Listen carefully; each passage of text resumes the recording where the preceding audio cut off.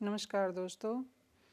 नारायण को भजने वाले नर नारी, उनके भक्त इतना दुख आखिर क्यों उठाते हैं? यह प्रश्न बार बार मन में हलचल पैदा करता है। तो आइए आज इस प्रश्न का हल जानते हैं। दोस्तों, इंद्रप्रस्थ जो स्वर्ग की तरह सुंदर था, पांडव अनेकों कष्ट उठाने के बाद इसमें बड़े सुख से रह रहे थे। अभी कुछ ही समय गुजरा था कि हस्तिनापुर से दुर्योधन ने जुआ खेलने का निमंत्रण युधिष्ठिर को भेज दिया। नीति के अनुसार यदि ऐसा कोई निमंत्रण मिलता है तो वहां जाना जरूरी हो जाता था।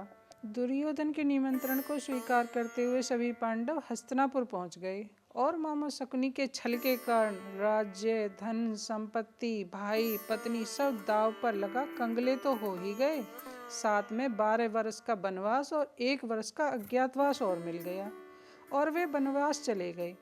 वन में बैठे हुए युधिष्ठिर अपने बीते हुए समय के बारे में सोच अपने कर्मों का आकलन कर ही रहे थे, पर उन्हें इतने बड़े बड़े कष्टों को झेलने का कोई कारण समझ में नहीं आया। एक दिन श्री कृष्ण उन सबसे मिलने वन पहुंच गए। तब युधिष्ठिर अपनी उत्सुकता को रोक नहीं पाए और वे अपनी उत्सुकता को शांत करने के लिए श्री कृष्ण से पूछ ही बैठे, केशव, तुम्हारे भक्तों को इतना कष्ट क्यों उठाना पड़ता है? युधिष्ठिर के मुंह से ऐसा सवाल सुन श्री कृष्ण पहले तो हंसे, फिर कुछ देर शांत रहे और फिर बोले, युधिष्ठिर, यदि जानना ही चाहते हो तो सुनो।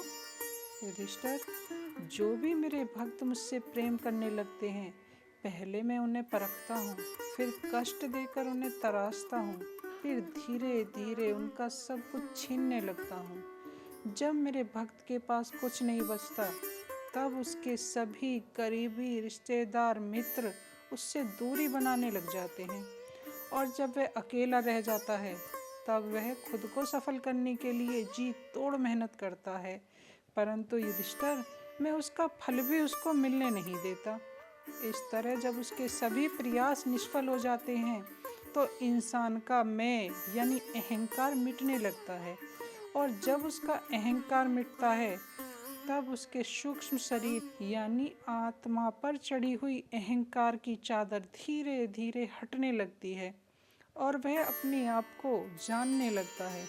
और युधिष्ठिर, जब वह अपने आप को जान लेता है तो वह मुझे भी जान लेता है और जब वह मुझे जान लेता है तो वह निर्गुण हो जाता है, उसके सारे दोष मिट जाते हैं।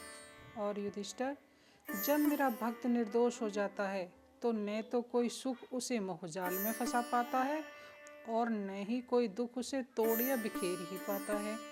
जब मेरे भक्त का हर सुख, हर दुख, हर काम मुझे समर्पित हो जाता है, तब मैं उसके हृदय में रहने लगता हूँ। मेरे भक्त को सारे सुख मिलने के बाद भी कभी वह उनके मोह में नहीं फंसता और जीवन काल पूरा करने के बाद वह मुझ में विलीन हो जाता है।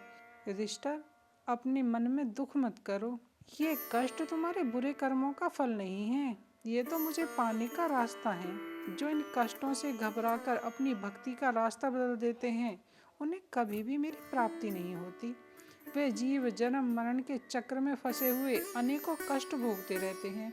श्री कृष्ण का ऐसा उत्तर सुन युधिष्ठिर के मन में उठ रहे सारे सवाल शांत हो जाते हैं और केशव के बताए हुए अनुसार वे भक्ति में होकर अपने अपने कामों में जुट जाते हैं। तो दोस्तों, जो भी नारायण की भक्ति करते हैं, उन्हें सांसारिक सुख नहीं बल्कि आत्मिक सुख मिलता है और साथ ही यदि आप भक्ति के मार्ग पर हैं तो जीवन में अनेक कष्ट और बाधाएं आएंगी, घबराएं नहीं। ये भक्तों को शुद्ध करने की रीति है। किसी भी काम को करने से पहले खुद से पूछें, क्या मैं जो कर रहा हूँ या कर रही हूँ, क्या ये सही है?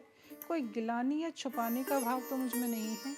विश्वास कीजिए, हमारे जीवन में सबसे खास, सबसे बड़ा राजदार, हमारा परम मित्र, परम स्नेही और साथ ही सबसे बड़ा दुश्मन हम खुद हैं। एक बार शांत मन से विचार करके देखिएगा, आपको आपके प्रश्न का उत्तर जरूर मिलेगा, एकदम सही मिलेगा।